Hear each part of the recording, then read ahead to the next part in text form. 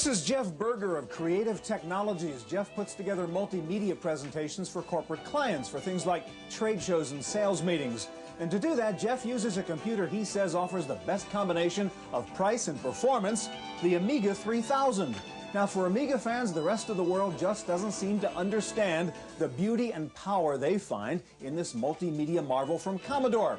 Well, we'll try to help you understand today as we take a look at the latest hardware and software for the Amiga on this edition of the Computer Chronicles.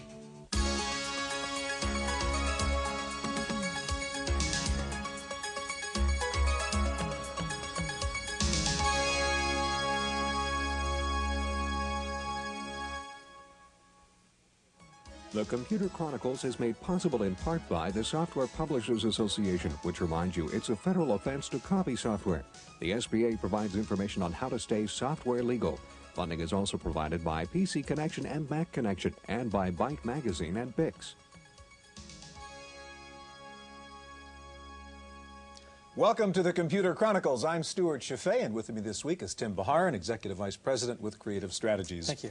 Tim, what we're looking at here on this VCR is a video. In this video, if we look carefully, we'll see use of a video switcher, obviously, a still store, a character generator, paint box, frame buffer, digital video effects, and so on. Yet this was not done in a professional studio facility. It was done on an Amiga personal computer using the video toaster board. Pretty impressive stuff. Yeah. Despite this, the Amiga is kind of a mystery to me. You know, if you go to Europe, or certainly if you go to Germany, the Amiga is a mainstream business computer. Here in the States, it's still a kind of narrow niche machine. What is the difference? Well, Commodore suffered from the image of being a entertainment computer from the early days, and then also from what we call the chicken and egg syndrome. In order for them to attract software developers, they needed to have many machines on the market. But in order to have many machines on the market, you had to get distribution. Right. And because of all the competition and other things that were going on with other operating systems, they've really had some struggles. But they're starting to make a fairly strong comeback because of multimedia computing and things like this. Well, Tim, today we'll look at the newest version of the Amiga, the Model 3000, and we'll see the newest software for the Amiga, including a brand new animation program from the Walt Disney Company, the new Amiga authoring system called Amiga Vision, and the newest version of the video toaster. Now, since the Amiga has not garnered a lot of dealer support or third-party developer support, Amiga users have had to figure things out the old-fashioned way with users groups. We're going to begin with a visit to the original Amiga users group in Palo Alto, California. The first Amiga users group began life in 1985 with a handful of people meeting informally at a neighborhood church in Belmont, California. Since then, FOG's meetings have become bigger and noisier, sometimes attracting over 1,000 people. Because of its increasing size, the monthly meeting is now held in the formal surroundings of a hotel conference room. It draws a mixture of Amiga aficionados ranging from computer hackers to Commodore 64 converts. Like most other users group, this one picks up where dealer support leaves off. This sort of a club is intended to provide to the users basic information in developments in new computer technology that might apply to Amiga, new concepts and information about current product offerings, developments of previous product offerings, as well as an ability to solve problems that they might encounter in their computing. The evening meeting consists of a question and answer session and, on occasion, a field report on an Amiga user. But unlike some support groups, FOG is also a forum where people and companies can come to show off their newest programs for the Amiga. This user group was different because of the size of it. A lot of software companies sort of heard about us, and they were willing to pay to come across the country to demo the product firsthand. So we got to see most software that nobody else has seen firsthand. A lot of software were actually premiered at this meeting, so that made it very popular. For the Computer Chronicles, I'm Susan Chase.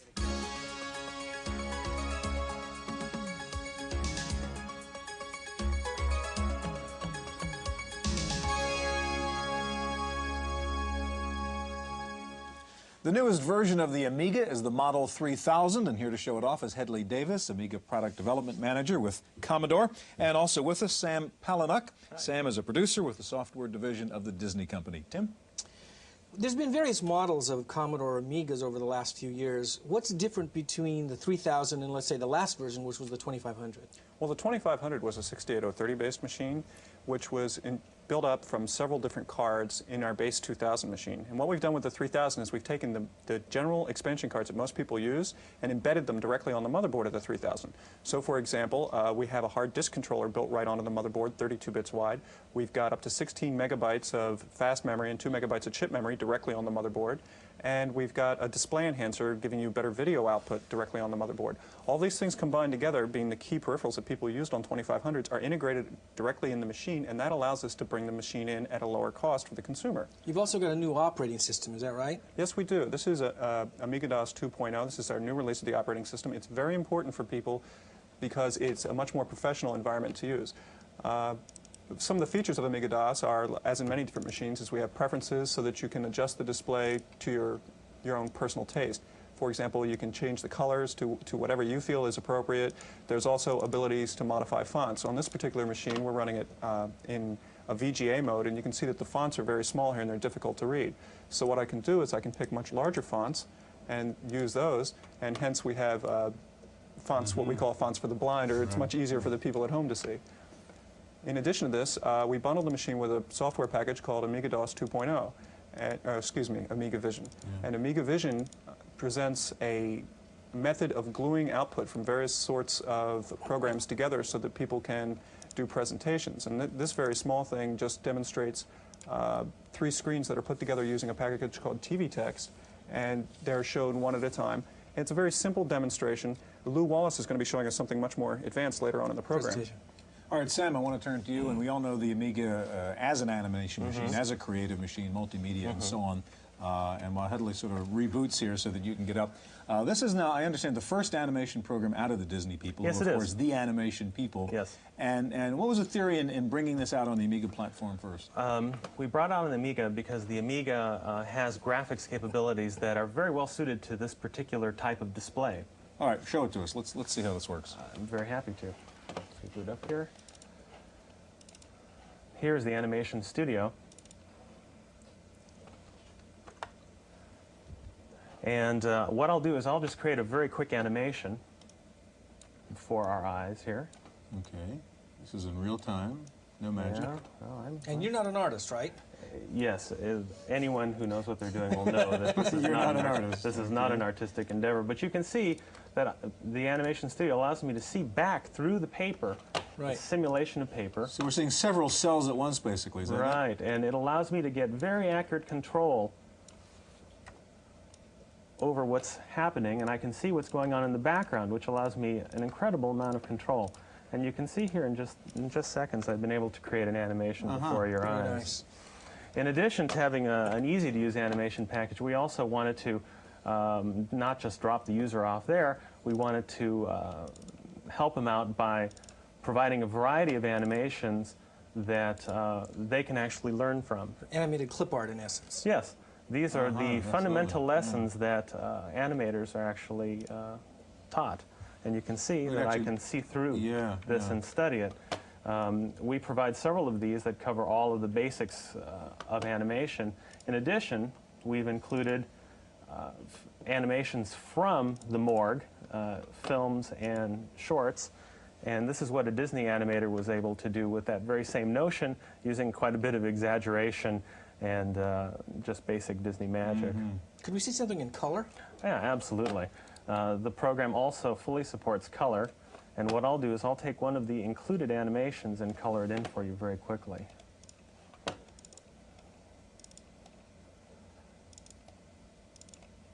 Here's a bird demonstrating the basic notion of flight, and what I'll do... And we're coloring each cell motion in this case. Yes, I am. And there are only 6 cells. So you're manually coloring each cell, and yes. And you haven't automated this process in here? No. Still, it goes pretty quick. Yeah, it goes pretty fast. And what I'll do is I'll color in his body. I assume this is mainly to give them greater control? The reason that you color this way is because it's an emulation of the way it's done traditionally. And as you can see, it's actually very fast. Wow.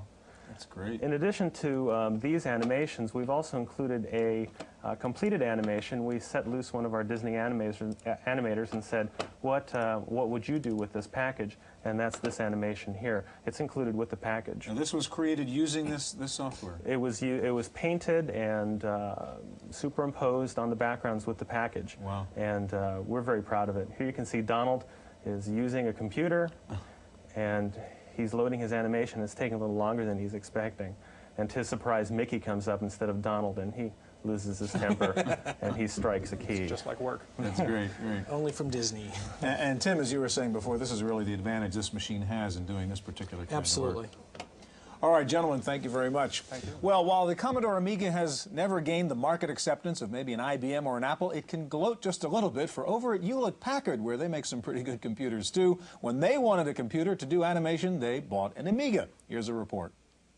D was the correct answer. Everybody Engineers at Hewlett-Packard use the HP corporate television network to feed technical training and product updates to HP staff around the country.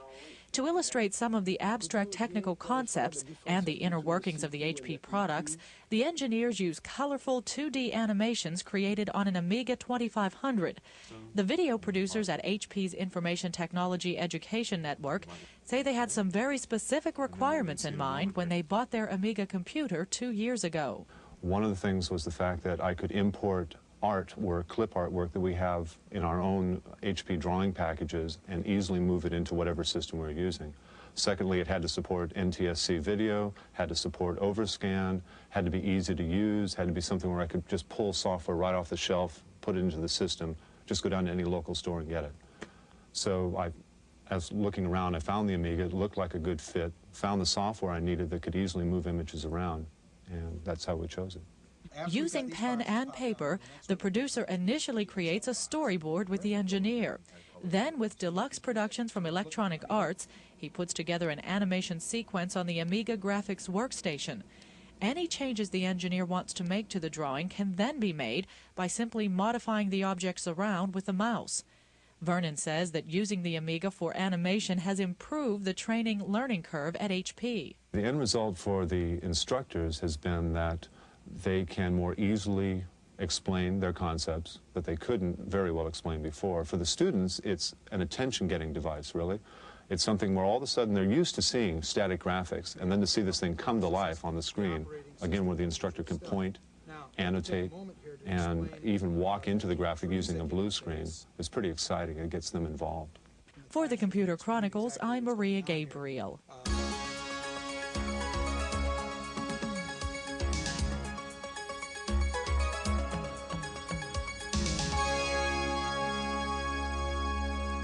The Macintosh has HyperCard, the Windows PC toolbook, and the Amiga 3000 now comes bundled with AmigaVision. Here to show us the new Amiga authoring system is Lou Wallace, Senior Editor for Technology with Amiga World Magazine, and joining us again, Hedley Davis of Commodore. Tim? When I think of authoring systems, I usually think of really complicated programs, but I understand this is really easy to use and more iconic. Tell us a little bit more about how you view authoring systems. Well, as far as AmigaVision, as far as an authoring system, is really an icon-based, object-oriented graphic programming language.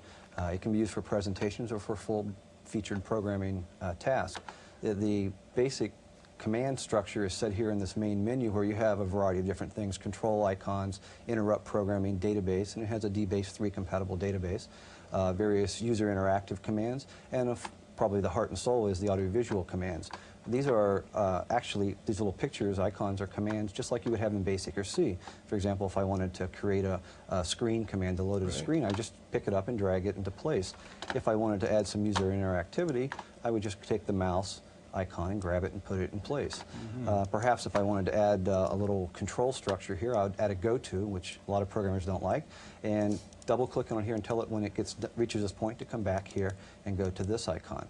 And you can see now that it points back. Now, I've actually just created a whole program while we were talking. I didn't really define what I wanted to do. Yeah. So if I was to double-click on the screen icon, I bring up a requester, which is where I put in all the parameters for the commands.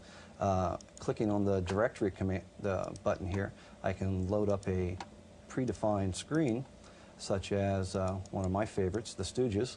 And here I've got a picture of the Three Stooges that's been digitized from an old movie. Now, if I could just present this and show the image, but to make it interactive by clicking on the mouse command, I can go into an object editor, which allows me to create interactive hotspots on the screen. And here I've loaded the image to preview, and I'm going to add some user interactive hotspots here. We'll start with Curly, and I'm just going to outline him very quickly. And I've created a hotspot here that I can then further define with sound effects. So if you punch on Curly, something will happen. Something will happen. Yeah. I can have feedback sounds or colors or whatever I need to do. And I guess, Hedley, the interesting thing here is the AV part of it, right? Where you're able to bring into this program all kinds of AV sources. Yeah, one of the important things about the machine is your ability to take video and overlay it on top of your computer output. So we can take computer graphics, video from video disk, audio samples, and combine them all together into a cohesive thing. Or even animation.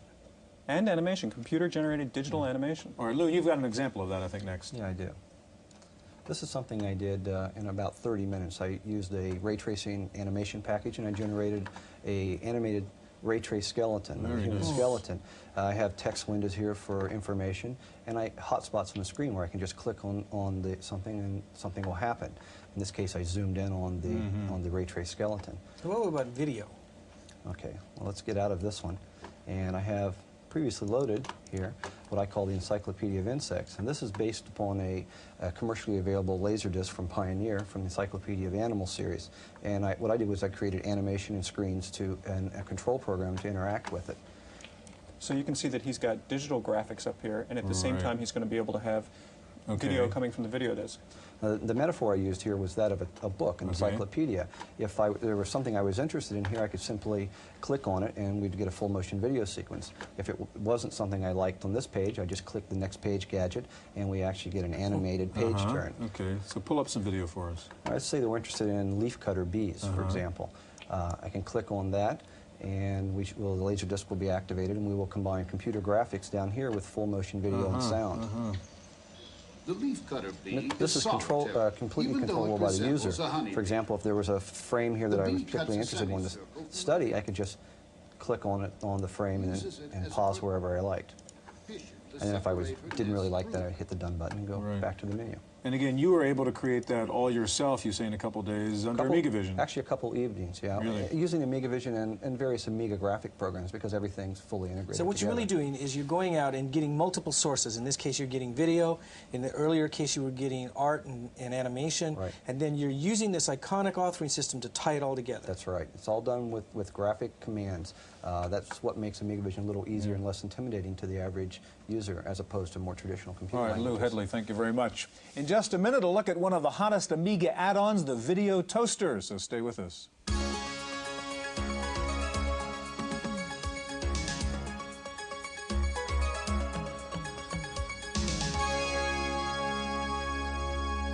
Well, we know the Amiga is good for music and animation, but it is also now the ultimate video machine, thanks in part to the video toaster.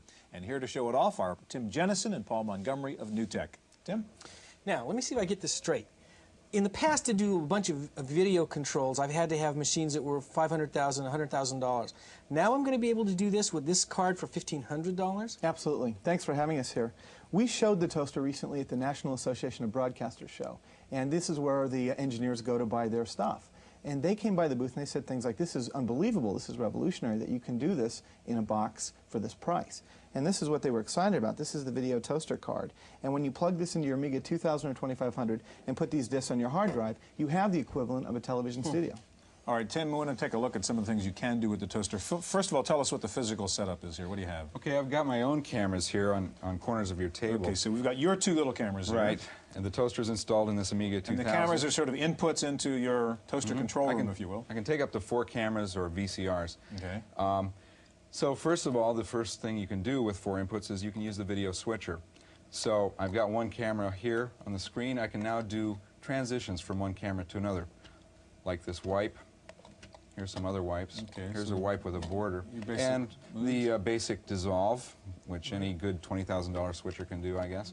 But where it gets interesting is the digital video effects. Now, this is the part that you've never had in a home studio before, or low-end production. That's for sure. The digital video effects are the most expensive. They can sell for equipment up to $20,000 to $50,000 just for that. And it's a lot of fun. Okay, here's an effect that I like a lot. If I could ask you to sort of get out of this shot for a second. Get out of your camera's way. Okay. That'll do. Okay, go ahead and sit back up again. Okay. And I'm going to beam you into your chair Star Trek style. Energizing. Oh, I like it. I like it. That's great. Okay, the next major element of the toaster is the paint box, or the video paint system. And with that, you can create your own graphics. And what makes this different than, say, a computer paint program is the signals that come out of this are broadcast ready. You can put it right on the air. It has 16.8 million colors, and you can do a lot of interesting things. Tim's loading up a picture here. Yeah, here's a frame that I created in probably 20 minutes or so. You can freeze live video and bring it into your paint box graphics. Okay, another major piece of this is the character generator. And a character generator is sort of an electronic typewriter. And you can put anything written on the screen, such as rolling credits. I can roll sideways too. And what sets this apart from sort of a character generator you'd find in your camcorder is that we have really much higher quality. Again, 16 million colors and 35 nanosecond resolution, which is the same thing you'd see on a network program. And here's a screen that takes advantage of those features. Okay, what the people at NAB were most excited about was the 3D graphics system, which I'm entering right now. And with that, you can create a computer-rendered animation. Let me load a scene here. I've taken your Computer Chronicles logo and entered it into the 3D database here. And with this system, I can set up the start and end points of the animation. And then once I've got the camera angles and lighting and color all set up, then I render out to videotape. And we have a tape here. Yeah, if we could roll that piece of video and see what the end product was here.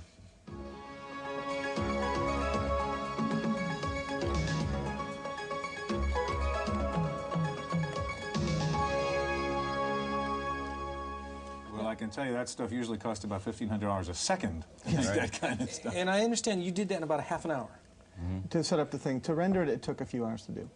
Now, Paul, it does seem like magic. I mean, Tim was mentioning before, how do you do this? I mean, you've got every expensive machine you'd have in a TV studio coming off that one board. I mean, what's the trick? Part of the magic is the Amiga. The Amiga, of all the computers in the market, is the only one set up with video timing.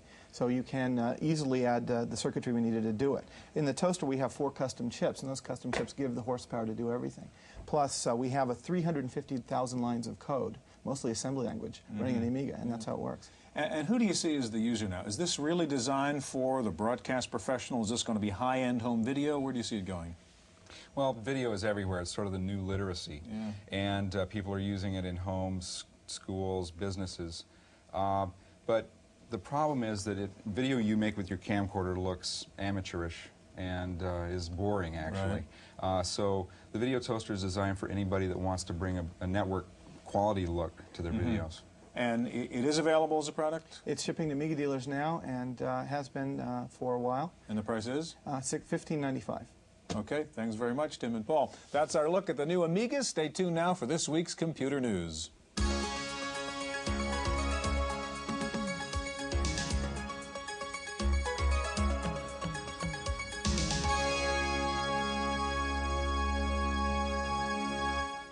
In the random access file this week, notebook-sized laptops were the rage at the Fall Comdex show in Las Vegas. Texas Instruments was the latest to join the competition for the hot laptop market with its new TravelMate 3000. It features a 20 megahertz 386SX chip with a VGA display and built-in floppy and hard disk drives. It's priced at just under $6,000. Everex Systems rolled out its first ever portable, the Tempo LX, weighing in at just under 7 pounds. This sleek 386SX machine has space for an internal modem, and memory can be expanded from its standard 1 megabyte up to 5 megs. AST Computers unveiled 2 386SX notebook-sized laptops. Both feature 20 megahertz 386SX chips. The lower-end machine comes with a 20 megabyte hard drive and will retail for about $3,000. For another $500, you can get a 40 megabyte hard drive.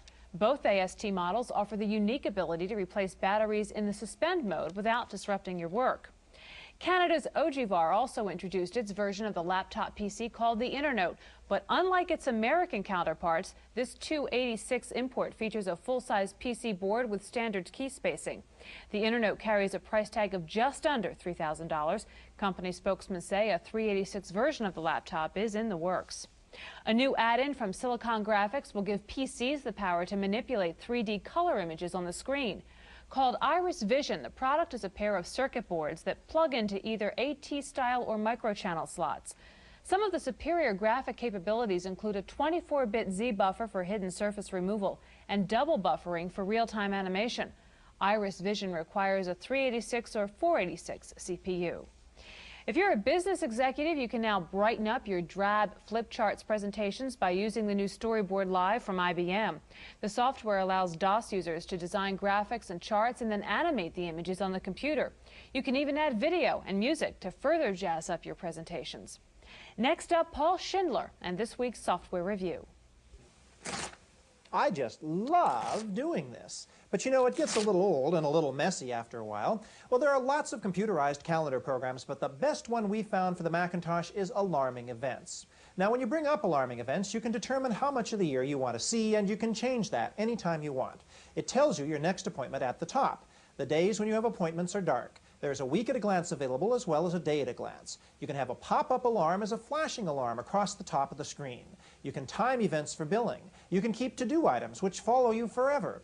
You can set recurring intervals and fix the day of the week or the number of days from the end of the month. No more pesky scheduling of weekday reminders. You can set alarming events to provide you advance notice before an appointment. You can indicate a duration to prevent scheduling conflicts. You can print it out a day, a week, or a month at a time, and you have a wide range of notification preferences, including sounds. Alarming Events is $130 from CE Software Incorporated of West Des Moines, Iowa. For the Computer Chronicles, I'm Paul Schindler. Apple is setting up a new toll-free customer support line to answer questions about its sales policies and programs. The number will offer customers a referral service, not technical support. The toll-free number is 800-776-2333. It's available weekdays, 6 a.m. to 5 p.m. Pacific Time.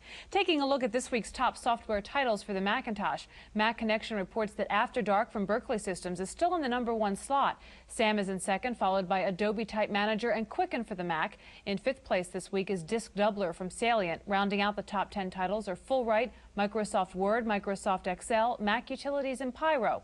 And finally, one European computer company is putting its 2 cents in to protect the environment by packaging its diskettes in popcorn.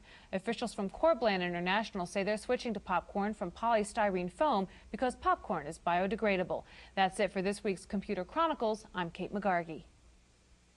The Computer Chronicles is made possible in part by the Software Publishers Association, which reminds you it's a federal offense to copy software. The SBA provides information on how to stay software legal. Funding is also provided by PC Connection and Mac Connection, and by Byte Magazine and Bix. For a transcript of this week's Computer Chronicles, send $4 to PTV Publications, Post Office Box 701, Kent, Ohio 44240. Please indicate program date.